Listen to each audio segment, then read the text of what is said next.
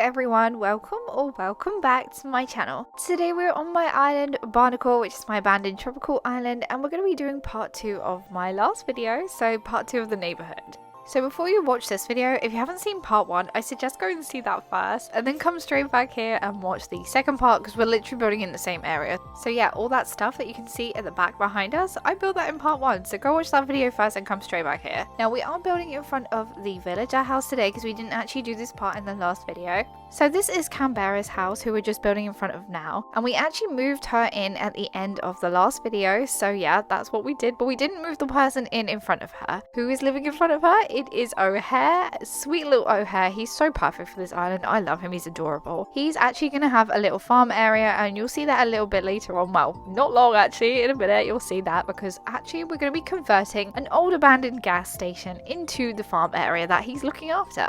So actually someone suggested this idea to me about having O'Hare with a little farm area, so that's what I've decided to do. But yeah, I've decided to make it look like an old gas station used to be there, and now obviously you don't need the gas station if the island is abandoned. So yeah, he's converted it into a farm. Now I actually really like the location I have chosen for this gas station that's now a farm. I feel like the gas station would be quite close to the motel anyway for the guests who were staying there to be able to fill their car up with ease. So yeah, I'm very happy with this area actually. Also, if this is your first time seeing a build for this island, I suggest watching some of my other builds I have done for this island as well to have a better understanding of the lore to this island and why the resort is abandoned basically. Also, you get to see some previous builds I've already done, so yeah, go check them out.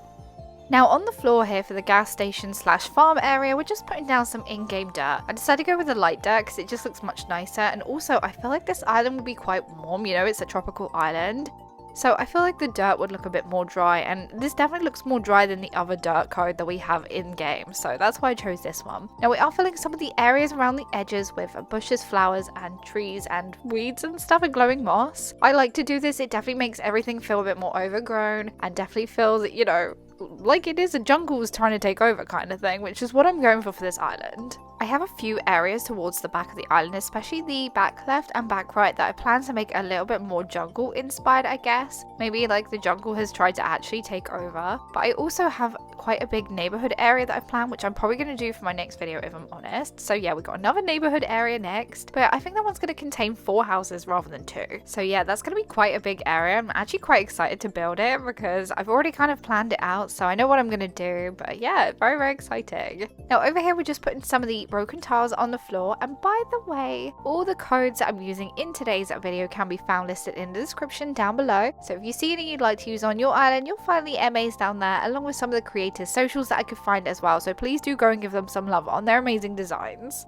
Now here I'm just popping down 3 storefronts, and this will be used as the garden shed now. It would have been used as just like, I guess, a little shop area for the gas station. I'm not too sure where you pay or something. But I think it's very, very cute. It looks like a little shed now. And now to make it look like this did used to be a gas station, we've got some retro gas pumps. These are, of course, customized in the damage customization because they fit in perfect with the abandoned theme, and it definitely looks like it's an old gas station now. Here I'm just popping down some simple panels with some metal shutters customized on them. Now this is just to make it look like they used to maybe be a door there, and now there's shutters down on it, and they keep the shutters there for the door now because the door's gone or something. I don't know, we just use our imagination. I feel like the shutters just make it feel like it's abandoned now. I don't know why, but I love them. Actually, I also use them on the motel as doors or to cover doors as well, and ever since then I've just really liked using these shutter simple panels. So I feel like a farm wouldn't be complete without a windmill. So we've got this windmill customized in the damage customization, of course, or is it rusted? I'm not too sure. I can't remember the name of every type of customization. So yeah, hopefully I do my best. Also, I thought the greenhouse would look quite nice. It looks like somewhere that they're growing maybe herbs or something, just something that they can eat rather than it just being plants. So just ignore that they're plants, pretend they're herbs, because that's what they would be, right? I'm just walking around now and scattering some vegetables everywhere because I feel like that's what they would do. You know, this is quite a small area, so I feel like they wouldn't be so organized. Now we are planting carrots, potatoes, tomatoes and wheat. Now I decided on just these 4 instead of using pumpkin and sugarcane because I don't know why, I just thought that these would be quite nice to use instead. I literally think it's just no reason whatsoever, I just decided on these 4 at the time, and so that's what I planted. Now I'm just going to go around as well and plant some glowing moss and some weeds in the ground to give it that more overgrown feel. Also I really love the pops of green on the dirt, I don't know why, I just really like it. Do you know what? This build is actually reminding me of my last abandoned island, which was a farm core island called Green Bean. I love that island so much. It was just so much fun to build, and it was my first 2.0 island that I completed after the 2.0 update. Also, if you're interested in that island, I do have a dream address for it still, and I have a series that I've recorded for YouTube, so please check those out. I'll try and remember to link it at the end of this video, but yeah, check it out if you're interested, because I had so much fun with that island. I don't like how far away these are from the simple panels, and I can't put them any closer because, you know, the squares in the game. So yeah, we're just going to move them elsewhere. We'll put one over here, and then we'll put one back over by the tomatoes, and then that should be good. Also, I feel like you can't have a farm without some hay beds, so we popped down some hay beds now. And yeah, this definitely is coming along quite cutely. And like I said, I feel like this is like my island Green Bean. I love that island. So yeah, I'm really happy with how this build is coming out so far. Now, we've also popped some stacked boxes around. We got sugarcane box and also potato, which I realized is quite funny because we're not actually growing sugarcane, but I really liked that the boxes were brown, so that's why I chose them. So we're just going to pretend that we do have sugarcane somewhere. Just use our imaginations. It's all good. After we finish this farm area, we do however need to make a start on the little villager yard areas. Now, I don't want to over decorate them too much because this island, I'm not even joking, it lags so much. Trying to build this build was absolute nightmare because it was just so laggy. I think it's the motel that's causing the most lag, and also the front of the island, because I have used quite a lot of items and I have used a lot of wheat field. So just be warned that if you come to visit the dream address when I finish this island, that it will lag. There's 100% guaranteed that it's going to lag. Pretty much most of the island is already lagging already, and I'm what, half done maybe just over half. So yeah, I'm gonna have to watch out as well when I decorate the beaches that I don't put too many items on the beach, because that would just make it even worse. But anyway, enough about talking about how much my island already lags. Down here, we're just going to pop some clotheslines. I'm also going to put an old-fashioned wash tub there, so it looks like the villagers have been washing their clothes in the river.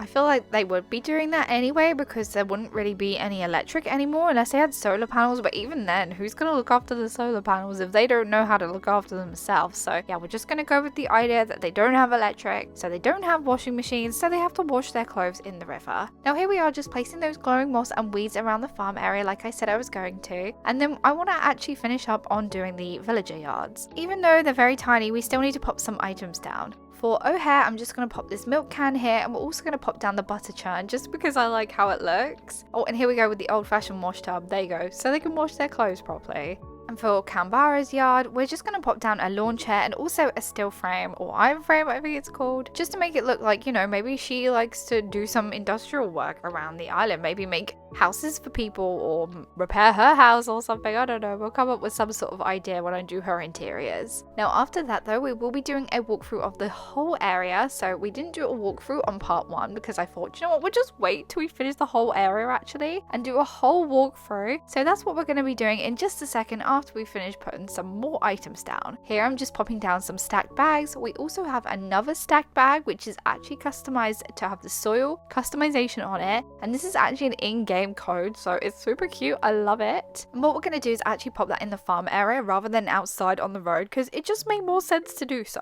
Now we are nearly finished with this build, but we do need a few more finishing touches because my cluttercore heart can't resist. We're going to add some more decorative bottles, and then we're going to add one of my favourite items in the whole game next to Wheatfield, and that is leaf piles. I absolutely love the leaf pile, I really do. Now over here, I decided, you know what we need? We need some drop vegetables, so we got some potatoes, carrots, and tomatoes. Now I'm only dropping one of each because I don't want to overdo it and make it look really, really messy, so that's why we only did one. And now we're finished with that. We've actually finished the build today, so let's have a look around.